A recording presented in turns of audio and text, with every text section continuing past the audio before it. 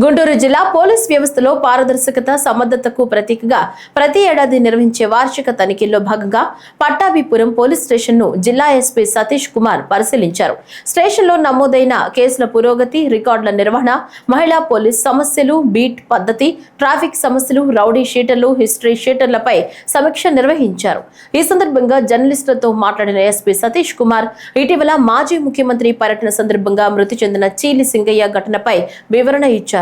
సింగయ్య భార్య లూర్దా మేరీ మీడియాతో మాట్లాడిన వీడియోను పరిశీలించినట్లు తెలిపారు.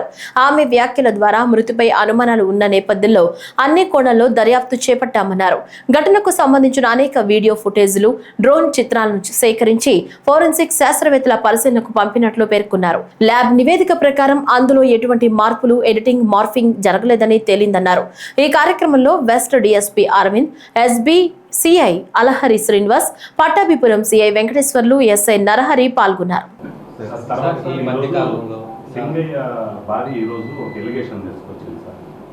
నా భర్త మృతి మీద అనుమానాలు ఉన్నాయి అని ఒక ఎలిగేషన్ వచ్చింది సార్. ఈ కేసులో మనం ప్రతి ఒక్క విషయంలో కూడా చాలా క్షుణ్ణంగా పరిశీలించి దర్యాప్తులు చేస్తున్నాము. దీంట్లో ఈ సంఘటనల్లో మనం కొన్ని వీడియో ఫుటేజ్లు, అదేవిధంగా డ్రోన్ ఇమేజెస్ కూడా మనం సీజ్ చేయడం జరిగింది. అది మనం ఫోరెన్సిక్ ల్యాబ్ కూడా పంపించడం జరిగింది. యాక్చువల్లీ ఈ ఫోరెన్సిక్ ల్యాబ్ రిపోర్ట్స్లో కూడా మార్ఫింగ్ కానీ ఎడిటింగ్ కానీ లేనట్టు మనకి సర్టిఫికేట్ కూడా ఇవ్వడం జరిగింది.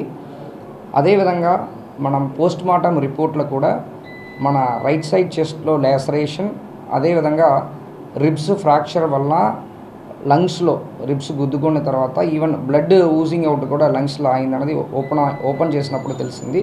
అదేవిధంగా లివర్లో కూడా లాసరేషన్ ఉన్నట్టు మనకి రిపోర్ట్స్ క్లియర్గా రావడం జరిగింది.